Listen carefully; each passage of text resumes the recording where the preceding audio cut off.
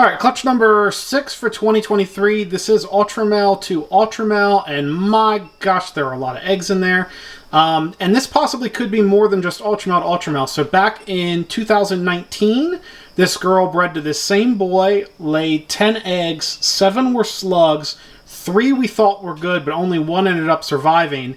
And that one looks to be cryptic. And a lot of people have confirmed that what we believe would be cryptic as well. So in 2020, 21, and 22, this girl decided to take the year off for 3 years in a row. So this is the first clutch since then. So we're hoping to see if we have more that look cryptic out of this clutch as well. So we're seeing if these two happen to be also het for cryptic. So let's get her off here, and see how many eggs she's got under her. There are a lot. All right, that is a full egg box. If she had any more eggs, we'd have to have a second box for these. We actually didn't use our typical green holders because they're only designed for 10 eggs. So 12 eggs from her, no slugs out of them. All seem to have good veins. So going to go ahead, and they were 108 grams per egg. Going to go ahead and get these in the incubator, and we'll be back here in 55 days. All right, everybody, clutch number 6 for 2023. This was an Ultramel to Ultramel. These two paired a couple years ago, and there was a 10-egg clutch, 9 slugs, 1 good egg. That good egg survived, and it looks like it could have been cryptic. So these two could also be het cryptic. We're not sure. So hopefully this clutch proves that out, whether they are or not. At a minimum, everything should just be Ultramel.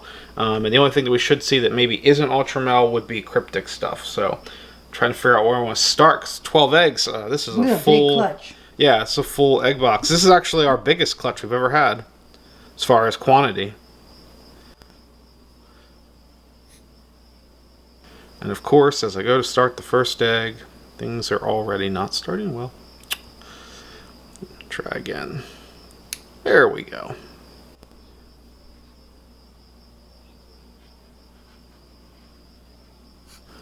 Alright, so definitely Ultramel. I'm going to open that up just a little bit more so I can see in there a little better.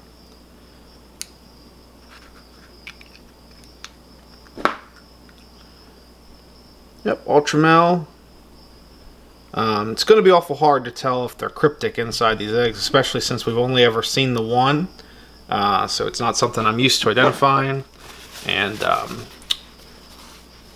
it's kind of hard to tell just from pattern if you can't see their head. So go through here and see what we got.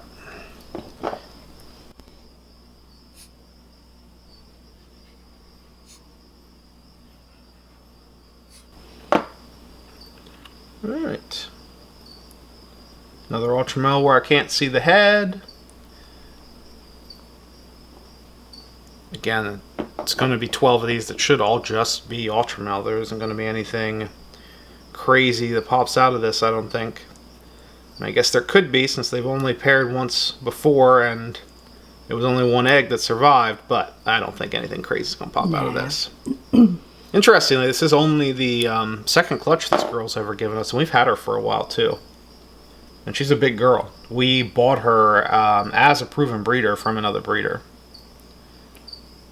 The other interesting thing is they both look kind of different from each other as Ultramels. Oh, color-wise. Yeah, you're right. They're significantly different in color when you put them next to each other, which is kind of interesting.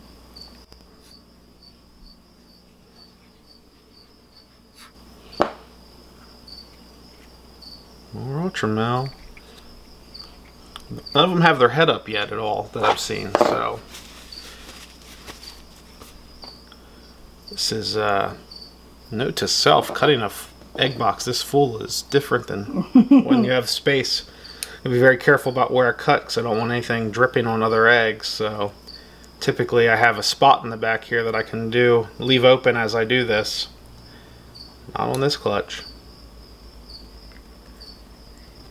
Another good looking Ultramel.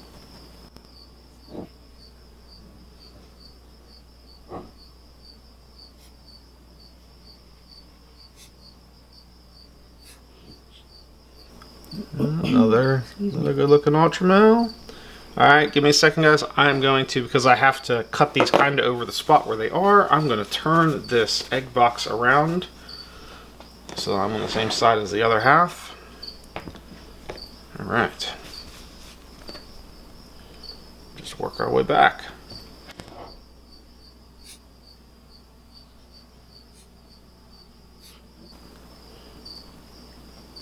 Another good looking Ultramel.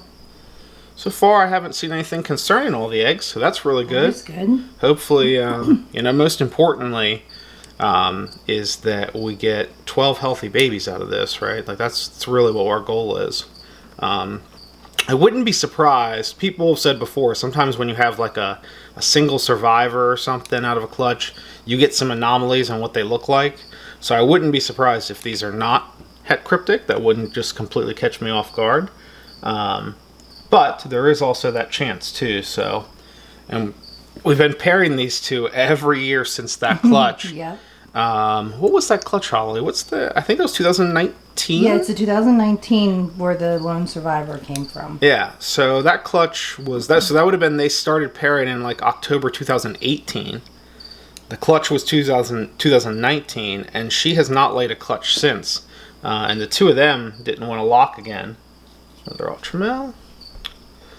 Yeah, we weren't sure, but he was pairing with others, and yeah, that's another thing. He was locking with other girls, and he just would not lock with her.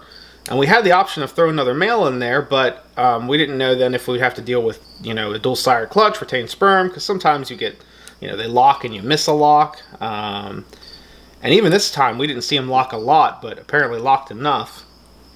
So it's been a long wait. So just kind of like a cautionary tale of, you expect if you have something happen one year and you're like, I'm going to solve this question next year. That is not always the case.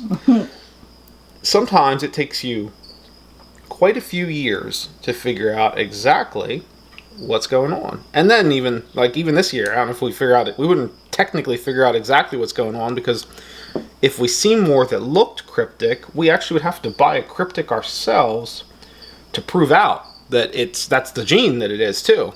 It can't just be like, oh, it looks like cryptic, so it is cryptic, especially with recessive stuff. So now I will say, a lot of cryptic stuff did come out of clown and Ultramel stuff. I've heard, kind of just doing some research. So it also wouldn't surprise me that this is cryptic, because it seems like it came from a lot of clown stuff and some Ultramel stuff. So I think they're just upside down. They're alive, so. Alright, I don't see anything anomaly-wise out of that clutch that I'm concerned about, so that's the most important thing. As far as whether or not there's anything cryptic in there, I literally saw no tops or sides of heads, which is the easiest place to tell if you see their head. So, I don't know. We're going to have to wait and see. Hopefully they all come out and are nice and healthy. So we'll be back here as soon as these all shed out.